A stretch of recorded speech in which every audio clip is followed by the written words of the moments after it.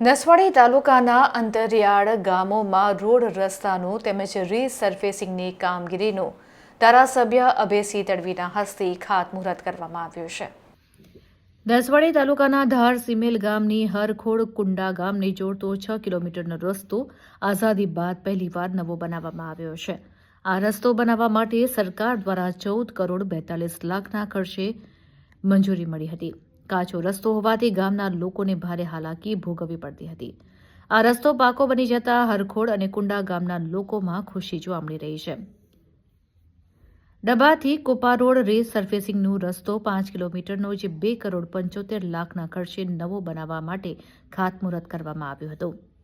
આ રસ્તો બનતા ડબ્બા, કેંદા, છોટી ઉંમર, કોપા ગામના લોકોને ફાયદો થશે।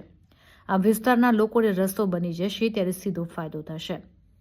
ધારાસભ્ય અભયસિંહ તડવીએ રસ્તાઓ, આરોગ્ય અને શિક્ષણ માટે સરકારમાં અનેકવાર ધારદાર રજૂઆત કરી છે ત્યારે સરકાર દ્વારા આ વિસ્તારના આદિવાસીઓની ચિંતા કરી રસ્તાઓનું કામ મંજૂર કરવામાં આવ્યું છે। સરકાર દ્વારા છેવાડાના માનવીની ચિંતા કરીને કરોડો રૂપિયા ફાળવવામાં આવતા આ આદિવાસી વિસ્તારમાં વિકાસનો નવો અધ્યાય જોડાયો છે। આ પ્રસંગે તાલુકા ભાજપ પ્રમુખ જયરાજસિંહ ચૌહાણ, નસવાડી સરપંચ મેહુલ તડવી સહિત ડુંગર વિસ્તારના સરપંચો સહિત મોટી સંખ્યામાં ગ્રામજનો હાજર રહ્યા હતા। 2 કરોડ ને 75 લાખ રૂપિયા મંજૂર વર્ષ 2023-24 છે।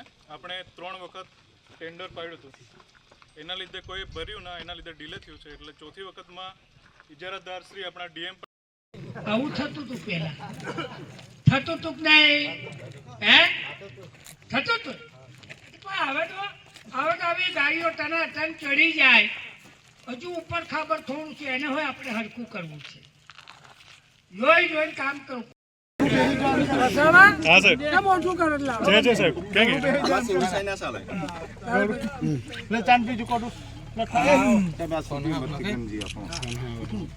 નામ બોલજો બધા, મેં તમને ઓળખું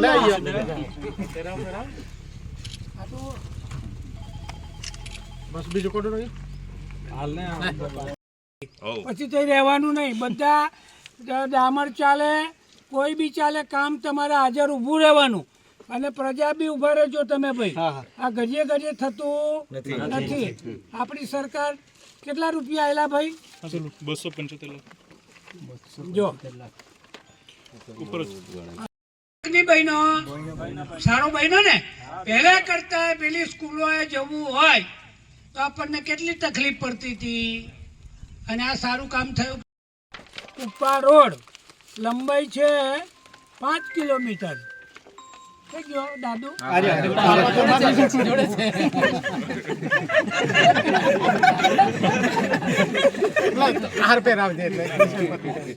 અને ટેન્ડરની રકમ છે 2 કરોડ ને 75 લાખ, બરાબર?